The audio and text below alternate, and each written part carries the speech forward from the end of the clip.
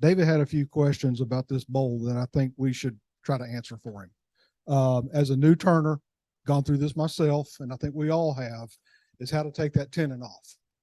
And there's several different ways you can do it. One with a vacuum chuck. If you don't have a vacuum chuck, you can use cold jaws. If you don't have cold jaws, use a jam chuck. And just got to be careful. You're going to still have to use that Proxon to get that little nubbin off of the end of it. But you can pretty much take that tenon off with either of those three methods. Does anybody else have any other methods that you would take that tenon off with? Those are Longworth. Yeah. Yeah, and if you've got if one of these three holes are centered, then you could do it like this with a jam chuck. Yeah. Cold jaws. Cold jaw. Wings that you mount onto a chuck, four wings with rubber buffers on. So you can put the rubber wherever you want. I've got on one way.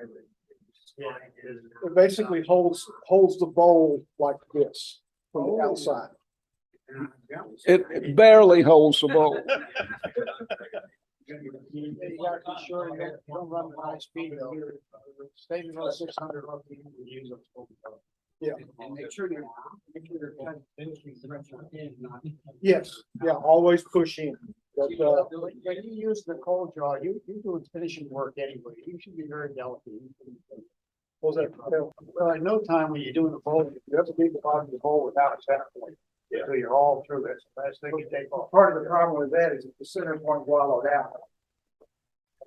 Well, I don't know. There's three holes here. Yeah. Get to pick one. Just pick one. But a cold jaw will help you center it up.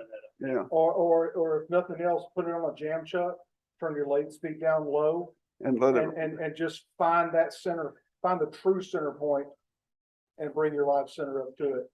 And that'll help you with that.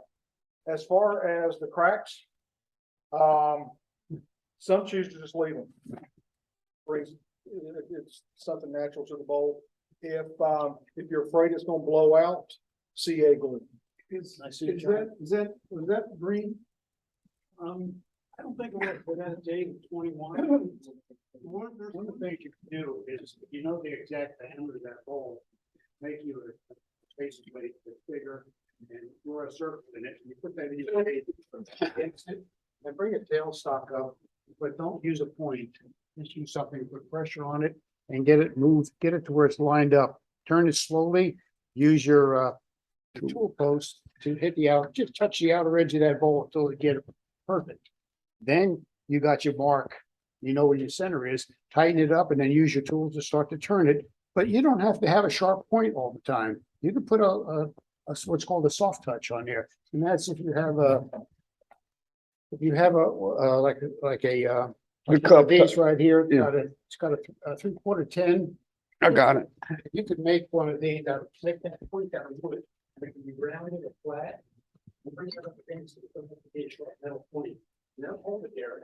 But be careful when you do it. Yeah. Like that. You make what's called a soft touch. It's a wooden cone or wooden plate that just screws onto there. You thread it. You can buy a number 10, 3/4 by 10 tap anywhere. They're like $2-3. You get them at a Tractor Supply or anywhere. That's where I bought mine.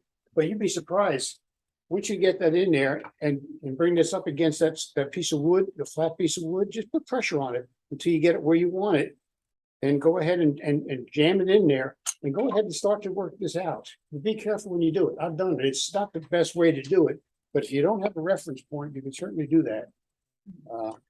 And on your jam chuck, in order to keep from messing up the inside of your bowl like it is right now, use that rubberized shelf liner or the that you use in the toolboxes. Yeah. There's 1,000 ways to hold a piece of wood and lay it.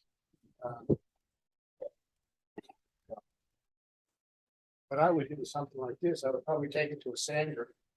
Probably beat it if you don't have a point anyway. I'd probably flatten that out as smooth as flat as I could. You may want to just put on the drill press and bring a disc sander down, disc pad down on it to sand it smooth. So you got a good flat surface. Then do that, put a soft touch up against it, get it where you want it, and then go ahead and tighten it up and then turn it. You'll be surprised you get that off. Yeah, and you can take, if you've got this kind of a live center golf ball that's got a solid center, drill it while it's still in the chuck, tap it, you screw it on, and it's got a nice round, smooth surface and it holds good. Yeah, think outside the box, you holding stuff in it on a lathe. Because